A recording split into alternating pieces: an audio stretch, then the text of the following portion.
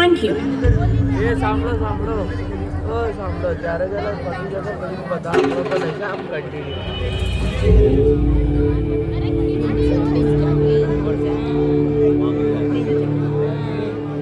नमस्कार। विश्वास स्वरूप में आपका हार्दिक अभिनंदन है।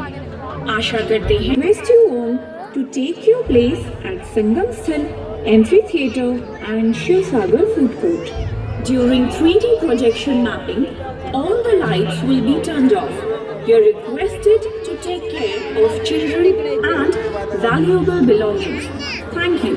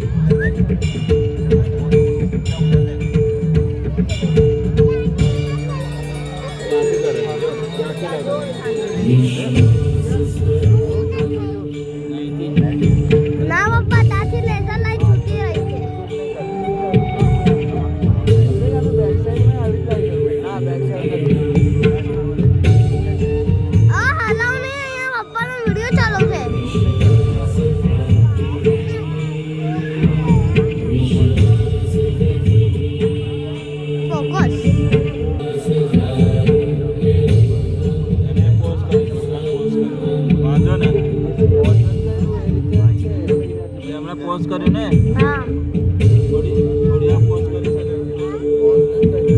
હમણાં કરી પછી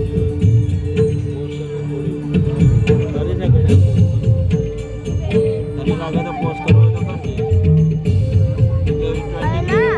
20 મિનિટનો લાંબો વિડીયો છે ચાલશે જવા દો નહીં કરતો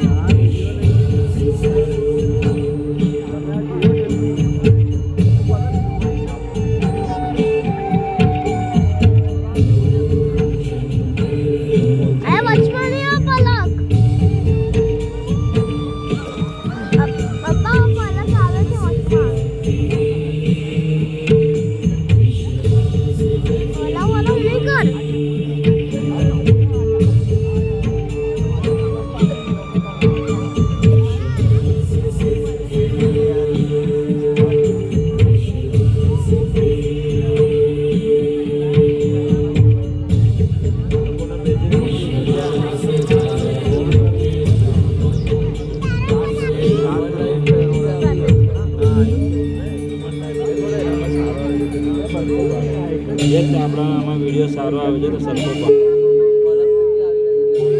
પલક આવી છે એમાં હલાવે પણ છે એ દાદાની લાઈટ પણ બંધ કરી દો બધી લાઈટ બંધ શિવસાગર કે બંધ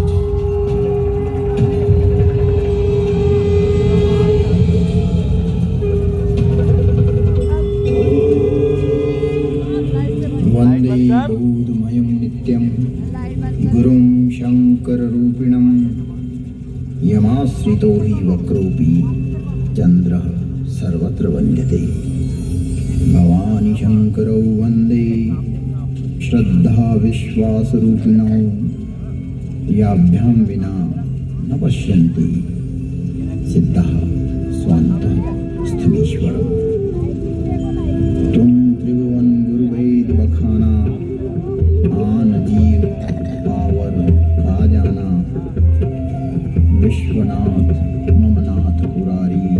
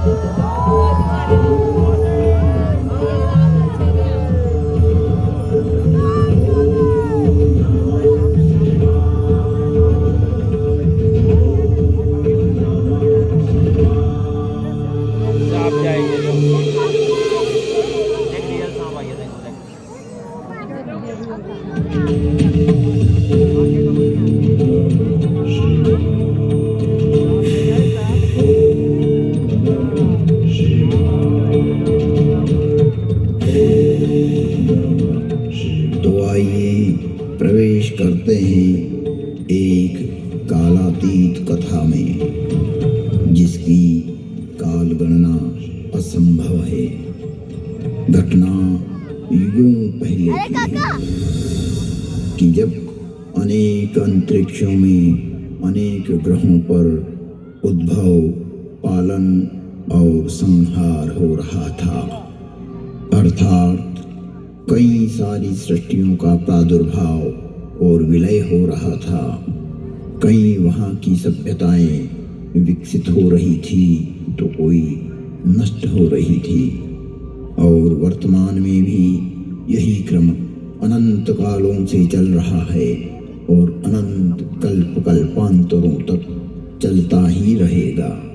यह अंतहीन क्रम है, परंतु यह घटना इस पृथ्वी नामक ग्रह की है कि जब यहाँ सब कुछ निशब्द था, समस्त पृथ्वी जल आप्लावित थी, तभी भगवान विष्णु ने वराह रूप धारण कर पृथ्वी के कुछ भाग को जल से बाहर निकाला, जिससे कालांतर में इस पृथ्वी पर जीव पनपने लगे और एक बड़ी काल गणना के बाद यहाँ मानव पैदा हुआ। किंतु उसे किसी प्रकार का बोध नहीं था, किसी भी प्रकार की अभिव्यक्ति की समझ नहीं थी। ना तो उस समय शब्द था, ना कोई वर्णाक्षर। चराचर जीव जगत अपने अपने समूह में एक मूक दृष्टि से एक दूसरे को निहारते थे, लेकिन कुछ भी अभिव्यक्ति नहीं कर सकते थे। चारों तरफ इस पृथ्वी पर सन्नाटा ही सन्नाटा था। प्राकृतिक स्वरों ध्वनियों के अतिरिक्त यह पृथ्वी निशब्द थी। ऐसे कई युग बीत गए कि अचानक ब्रह्मा को विचार आया कि पृथ्वी का निर्माण हो चुका है। विष्णु ने अपनी व्यवस्था भी व्यापित कर दी है, लेकिन शब्द की उत्पत्ति कौन करेगा? बिना वाणी अभिव्यक्ति कैसे हो पाएगी? जब ब्रह्मा और विष्णु को प्रेरणा हुई कि देवों के देव महादेव ही इस सृष्टि में शब्द की स्थापना कर सकते हैं, शब्द ब्रह्म का दान दे सकते हैं,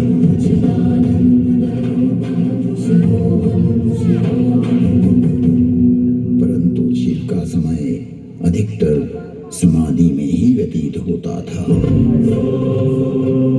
जगत में वेद की स्थापना के लिए,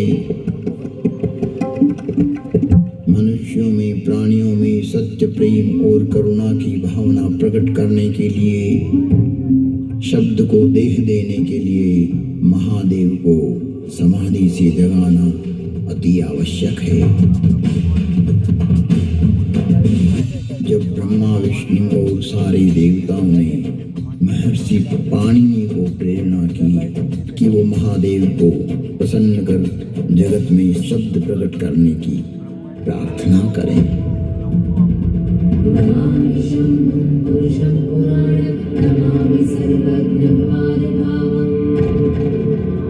महर्षि पाणिनि की निष्प्रिय एवं जगत कल्याण की भावना से की गई तपस्या ने भगवान शिव की समाधि में विघ्न डाला। महादेव की समाधि असमय भंग हो गई। महादेव की जागते ही उनका रौद्र रूप प्रकट हुआ और उन्होंने अपना नाद शस्त्र डमरू उठाया और भयंकर तांडव करने लगे।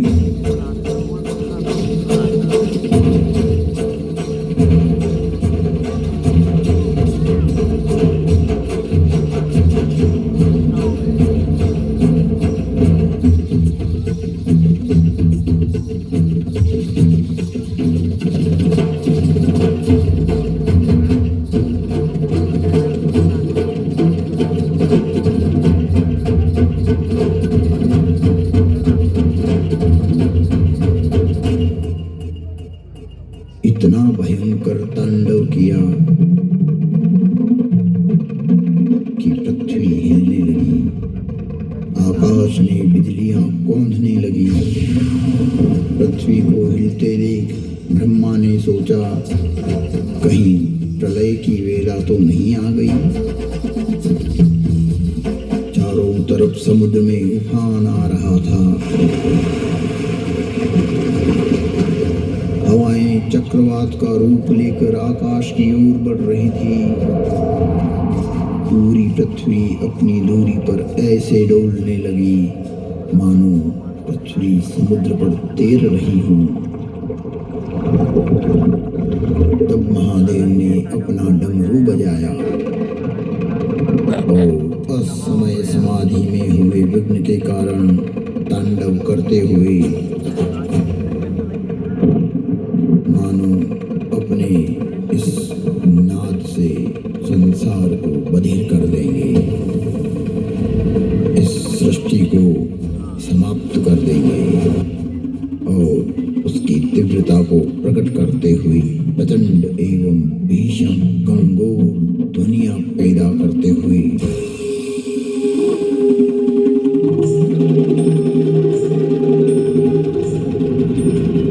उग्र एवं महिमामय भयंकर डमरूनाद किया, जिससे प्राणी मात्र की श्रवण इंद्रियां लुप्त हो गई। नाद इतना भयावह था कि प्राणी मात्र के कर्ण भेद हो गए। कुछ काल के लिए यह स्थिति बन गई। महादेव तांडव करते हुए अपने उग्र नाद वाद्य से कुछ ऐसी शाब्दिक रचना की जो आज इस भूमंडल पर शब्द और श्रवण का कारण है, जिसे महर्षि पाणिनि ने अवरुद्ध हुई अपनी श्रवण इंद्रियां पुनः जागृत होने पर शब्दों में पिरोया। जगत कल्याण के लिए महादेव की प्रेरणा से नाद वाद्य से निकली हुई ध्वनियां जो आज इस संसार में व्याप्त है। इस भूमंडल पर कोई भी व्यक्ति किसी भी भाषा में अपनी अभिव्यक्ति करता हो, उसका उद्गम स्रोत महादेव का डमरू ही है। और वो डमरू इस प्रकार बोला, ऐं ऋ ऋक् ऐं ऐऔच हयवरट लण यमगणनम जभय गणदश जब गणदश खपचटत चटतव कपय शशशर हल।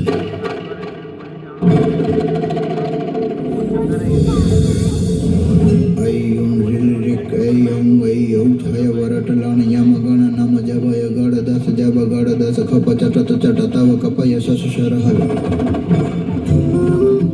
यह था शिव का नाद शस्त्र से उत्पन्न हुआ शब्द व्याकरण। इससे शब्द की संरचना हुई और डमरू ने जिस प्रकार ये 14 शिव सूत्र परमात्मा शिव ने जगत को दिए, वो आज सभी की अभिव्यक्ति का कारण है। इति माहेश्वराणि सूत्राणि अनादि संज्ञार्थानि ऐसा मंत्या इतः हकारादि स्वकार उच्चारणार्थ लणमत्येपि तत्संज्ञकः। शिव के नाद तांडव के बाद संज्ञा, संधि, ओष्ठ, जिह्वा, कंठ, नासिका, पुल्लिंग, स्त्रीलिंग, नपुंसकलिंग आदि आदि वर्णों की उत्पत्ति के स्थान तय हुए। वाणी में व्यापकता आई, वाणी की श्रेणियां निर्धारित हुई, वर्ण का लिंग तय हुआ। मुख और नासिका से एक साथ उच्चारित होने वाले वर्णों की उत्पत्ति हुई, जो लघु सिद्धांत कौमुदी में संक्षिप्त रूप से वर्णित है, जिसका विस्तार सिद्धांत कौमुदी में प्रतिपादित हुआ है, जिसे हम अल्प समय में अभिव्यक्त नहीं कर सकते। शिव के निनाद तांडव के उपरांत महर्षि पाणिनि ने शब्द की रचना की और अक्षर को रूप देने के लिए प्रथम प्रार्थना की। नत्वां सरस्वतीं देवीं शुद्धां गुण्यां करोम्यहं पाणिनीय प्रवेशाय लघु सिद्धांत कौमुदी। महर्षि पाणिनि ने विनय कर लघु सिद्धांत कौमुदी की रचना की, जो आज इस जगत में सर्व भाषाओं का मूल है, जो कि सनातन है, शाश्वत है। नृत्यावसाने नटराजराजः ननाद ढक्वां नव पंचवारम् उद्वर्तु कामादि सनकादि सिद्धैः एतद्विमर्शै शिवशत्रुजालम्। तुम त्रिभुवन गुरुवेद बखाना, आन जीव पावर का जाना, विश्वनाथ ममनाथ पुरारी, त्रिभुवन महिमा विदित तुम्हारी।